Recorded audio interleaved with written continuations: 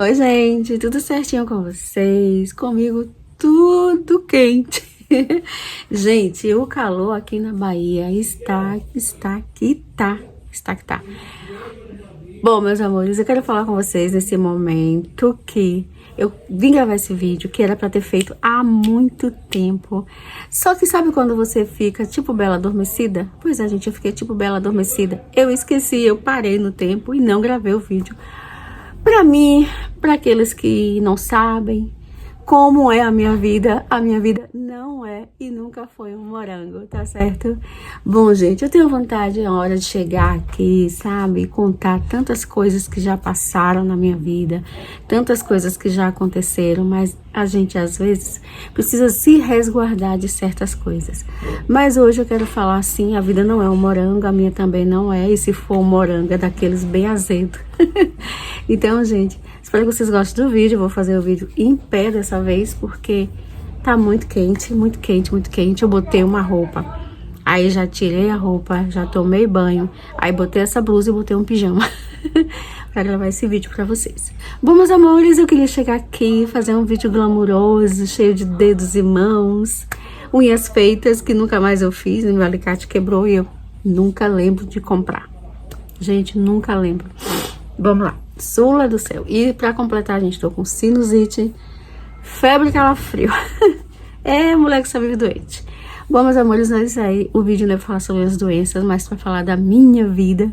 Então vamos um pouco voltar lá em 2010. A gente precisa falar um pouco sobre isso. Então vem pro vídeo, comenta, compartilha, se inscreve. Se você tá aqui assistindo esse vídeo, pega a pipoca e taca o dedo no like e se inscreva nesse canal, tá bom? Se inscreva, porque aqui tem tudo e mais um pouco, eu prometo pra vocês. Bom, amores, vamos falar em 2010. 2010 foi o ano que eu saí da minha casa pra morar no apartamento. Aí você, a Sula tá se balançando, então vou ficar mais quietinha, tá? Em 2010, gente, eu saí da minha casa pra morar no apartamento. Vamos lá. Eu quero vir aqui depois trazer o vídeo de como eu conheci o Marcos, certo? É uma história muito bonita, muito interessante. E esse vídeo de como eu conheci o Marcos, ele precisava vir antes desse que eu vou falar, que eu vou fazer hoje.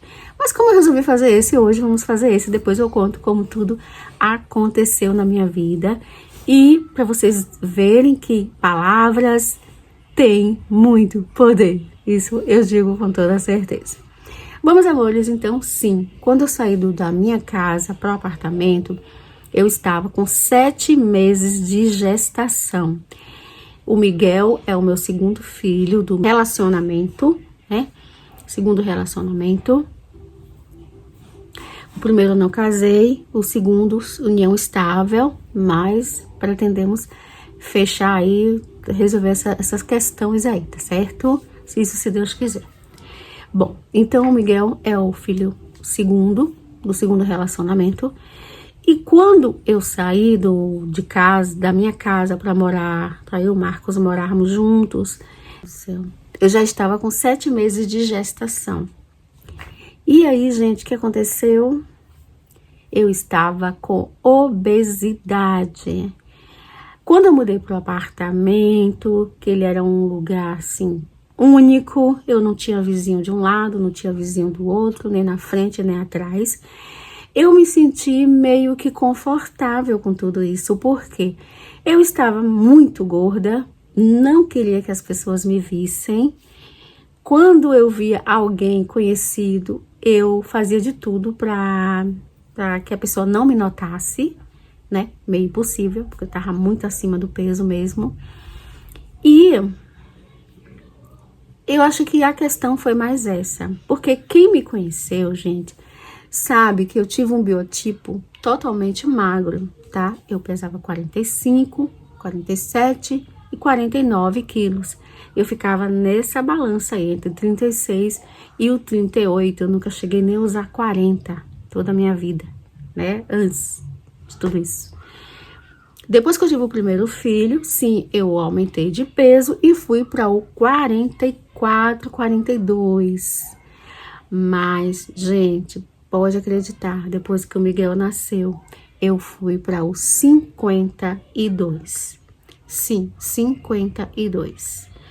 Então, gente, naquele período ali, eu tava cheio de problemas, cheia de hormônios gritando por todo o meu corpo. Eu não conseguia, só aquelas pessoas que iam lá em casa mesmo, que já morava perto, que estava próximo, que iam lá em casa e que me viu como eu estava. Nada bem, eu sentia muita vergonha do peso que eu tava. E às vezes me recusava, assim, a ir em festas, aniversários, tipos de festa. Eu lembro que eu fui para a formatura da minha cunhada na época, mas eu fui com muita vergonha mesmo. Eu fiquei até sem, acho que eu fiquei até sem me comunicar com as pessoas. Eu entrei, sentei no sofá e lá no sofá eu fiquei quietinha no meu canto. Não queria chamar atenção mesmo, porque eu estava acima do meu peso. Às vezes as pessoas, elas podem até julgar a gente, dizer, nossa, fulana ficou metida, ficou besta, depois que foi morar em tal lugar, depois que foi para tal lugar. Gente, não tem nada a ver com mitidez, orgulho. Não, gente, eu tava realmente muito envergonhada de todo o meu corpo, de como eu fiquei. Eu não tinha roupa que eu me sentia bem, eu não chegava nas lojas, eu não comprava e podia experimentar a roupa que fosse, eu não levava para casa. Eu ficava sempre assim, para eu vestir uma roupa diferente. A minha mãe era que tinha que ir na rua e trazer essa roupa, e aí eu vestia a roupa, mas sem me olhar no espelho. E para completar, no meu quarto de casal, gente, atrás da minha cabeceira da cama, tinha um espelho gigantesco. Ou seja, não tinha como eu não ver como eu estava, porque o espelho era enorme, então eu me via de cabo a rabo, como diz o pessoal por aí. Então, gente, se eu passei ou deixei transparecer uma vida de orgulho, uma vida de mitidez, de tô rica mesmo. Não, não fiquei rica e ainda não tô rica. No dia que eu ficar rica, todo mundo vai saber, porque eu vou contar para todo mundo e vou sair dando presente para todo mundo. Nem que seja um sabonete, né, gente? Nem que seja um sabonete para cada um, mas eu vou dar, tá? Bom, gente, então nunca houve essa onda de, a Sula tá rica, tá metida. Não, nunca houve essa onda. Se as pessoas me julgaram mal, e às vezes eu convidei as pessoas para ir até a minha casa, e as pessoas se recusaram a ir, porque achou que eu tava metida, snob, cheia de charme. Gente, cheia de charme eu sempre fui, tá? Sempre fui. E é tanto que a minha música favorita do Guilherme Arantes, cheia de charme, desejo enorme de se aventurar. Gente, eu amo essa música, né? Amo sim. Bom, gente, então, sim, sempre fui cheia de charme, né? Snob. Bom, gente, esse é o meu jeito de ser. Sempre, desde criança, eu sempre tive esse jeito afrescalhado mesmo. Sempre fui assim, não é minha essência, não fui eu que criei, eu já nasci nessa essência mesmo. Cada um tem sua essência, cada um nasce para ser o que foi escrito para ser, cada um tem o seu dom, cada um tem sua capacidade, né? Mas a gente pode, claro, a gente pode melhorar, né? Isso, claro que a gente pode melhorar, né? Porque a gente foi feita assim, que a gente vai crescer assim e morrer assim, não é isso? Uma coisa que eu acho feia mesmo é a pessoa ser ignorante, esnobar as pessoas, né? Humilhar as pessoas e se achar melhor do que as pessoas. Isso eu não, essas qualidades horrorosas aí, defeitos horrorosos, eu não tenho. Bom, gente, eu vou mostrar pra vocês a foto pra mostrar, matar a cobra e mostrar o pau. Mostrar pra vocês que a vida não é um morango mesmo, só se for azedo, e todo morango é azedo, na verdade, né? Então a vida é um morango mesmo, todo azedo. Então, pra mostrar mesmo, eu vou mostrar a foto, né, de quando eu tive o Miguel e como eu estava, ok? Vou pegar a foto e mostrar pra vocês aqui no vídeo. Então, gente, eu passei por muita coisa, tá? Eu tava com a pressão alta, né, pré-diabética, né, tive diabetes gestacional, que depois ela continuou comigo, e aí por isso que eu fiz a bariátrica, para poder perder, para poder acabar com a diabetes, certo? Essa diabetes minha foi a diabetes gestacional. Então, toma muito cuidado, porque às vezes a gente pega na gestação e ela continua. Foi igual a pressão alta. Eu tive pressão alta na gestação e continuei vários anos com pressão alta. Hoje eu não tenho mais pressão alta. Só se eu ficar nervosa, chateada, sim, aí ela sobe, tá? Só por questões assim de realmente mexer muito com as minhas emoções, né? Aí ataca a coluna, a pressão sobe, então é um bereguedê dentro de mim. Não sei nem o que é isso, bereguedê. Então é um turbilhão de confusões assim. Então, gente, foi difícil. Eu tive o Miguel, muita gente já relatou sobre isso. Fiquei entre a vida e a morte. Assim que eu recebi alta, cheguei em casa. Tive que voltar para o hospital. Passei mais de 15 dias no hospital. Depois que voltei para casa, fiquei mal novamente. Meus olhos ficaram 2 tochas de sangue. Você olhava, você via parecendo que estava derramando sangue por dentro do meu olho. Foi com uma amiga do meu marido, chegou lá, a Márcia, cheiro para ela. A prima de doutora Érica chegou lá em casa e viu que eu estava muito mal. Ela falou, nossa, Sula, tu vai ter um derrame, bora, se veste, eu vou te levar agora. Ligou para uma amiga dela, Cristina, um cheiro lá do Cléristo, e me levou para o Cléristo. Os médicos já estavam saindo e ela implorou. Eles estavam indo para Salvador já, tinha acabado o plantão dele. E Cristina implorou para que os médicos fizessem o procedimento em mim, porque eu procurei minha anestesista e ela evaporou, ela sumiu, ela não me deu feedback. A médica que fez o meu parto também não me deu feedback. Quem cuidou de mim foi outra médica, né? Eu esqueci o nome dela agora, mas já agradeci para ela pessoalmente. E eu, já há muito tempo atrás, ela passou a ser minha ginecologista e eu vou voltar para ela novamente. Bom, gente, então foi assim um turbilhão de coisas que só quem realmente estava perto de mim é que poderia saber das coisas que estavam acontecendo. Primeiro, porque eu não postava nada, eu não sabia mexer em redes sociais. Se eu soubesse naquela época, eu ia postar falando, claro, de corpo não ia aparecer. Por isso que muitos vídeos meus aí, a maioria dos meus vídeos, eu não apareço de corpo, só de rosto, porque meu peso sempre ficou... Eu fiquei muito forte mesmo. Fiquei muito forte. Vou mostrar a foto para vocês terem noção de quanto eu fiquei forte. Então, quando eu cheguei no Cléristo, foi um procedimento doloroso. Tirou sangue daqui do meu punho e aplicou na minha coluna. Procurou todas as folgas, porque eles não eram meu anestesista, então eles não sabiam onde tinha sido aplicada a anestesia. Esse procedimento, eu tô acelerando para o vídeo não ficar muito grande para vocês. Esse procedimento era para ter sido feito pela minha anestesista. Eu tive filho no Dom Pedro, no Hospital Dom Pedro, aqui da minha cidade. E fui fazer esse procedimento no Cléristo, que é outro hospital, tá?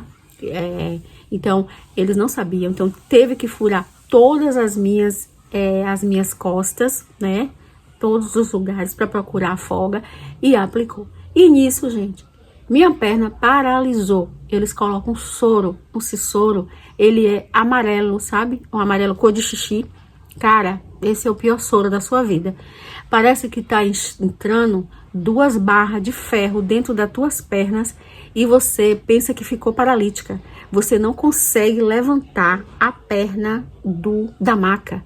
Eu tentava fazer assim com o meu pé e eu não conseguia. Parecia que eu tava carregando toneladas. Era toneladas de peso e de dor. De dor. Gente, eu não desejo para meu pior inimigo isso que eu passei. É horrível demais. E eu dizia, e eu gritava, ai, gente, eu tô paralisada, eu tô paralítica. E a enfermeira me acalmando, calma, não é a medicação, esse soro, ele faz isso mesmo. Fique calma. Gente, só quem fez esse procedimento é que sabe do que eu tô falando, né? Não tava mais aguentando. Então, se as pessoas acham que quando eu passei pro apartamento eu fiquei metida, não, gente, eu não fiquei metida. Eu tava sofrida, eu tava obesa, em 2015 eu tentei suicídio, fiquei no hospital entre a vida e a morte. E quando eu cheguei em casa, que eu tirei o algodão de lá do dia que eu tentei suicídio, o coração saiu, o algodão saiu um coração certinho de sangue. E Deus sabe por que esse coração saiu assim. Porque, gente, o que eu fiz, o suicídio que eu fiz foi totalmente por amor. Por amor, amar as pessoas que não estavam nem aí pra mim. Acho que as pessoas acham assim, aí fica um pensando o outro, né? Fica cheio de achismo. Uns achando que eu estava metida e eu achando que as pessoas não se importavam comigo. Sendo que eu sempre fui uma pessoa que qualquer um que precisar de mim pode me chamar e eu vou estar lá. Você pode ter certeza, se você ligar pra mim meia-noite, 1h, 3h da manhã, qualquer hora, se eu estiver doente, queimando de febre, morrendo, vomitando, eu vou te acudir, eu vou estar lá com você, eu vou ser sua amiga, eu vou ser sua companheira, eu vou te ouvir. Então, quando eu precisei, quando eu fui para o apartamento que eu achava que eu ia ter carinho das pessoas, não. Tive muito carinho, sim. Mas depois todas as pessoas se afastaram. E aquelas que nunca nem foi lá, não se importaram comigo, não fizeram nada por mim. Gente, às vezes a gente cobra muita coisa do outro, mas pra gente ter alguma coisa do outro, a gente precisa doar alguma coisa da gente, né? E eu cansei de estar me doando, sabe? De estar sempre... Eu acho assim, não, gente, eu acho que eu tô incomodando, né? Tô incomodando. Então, você se afasta das pessoas, não porque você não quer ser amiga delas, mas porque você acha que está incomodando, entendeu? Então, foram muitos processos, muitas coisas que eu passei, e eu queria muito me explicar aqui, que houve um período na minha vida, na Bela Adormecida, né? Que não foi fácil, não foi nada fácil. Depois passei por um processo de queda de cabelo. E mesmo fazendo esse procedimento no hospital, gente, eu voltei para casa e ainda passei meses sentindo dores. Então, gente, vamos repensar e vamos... É por isso que muitas vezes, quando eu acho que eu magoei alguém, eu ligo para a pessoa e pergunto, fulano, eu te magoei? Eu fiz alguma coisa com você? Gente, é normal, isso não é se humilhar. Isso é você querer se limpar, é querer estar bem, é você ser humilde, é você ter realmente o Espírito Santo em sua vida. A sua é frescura pedir perdão.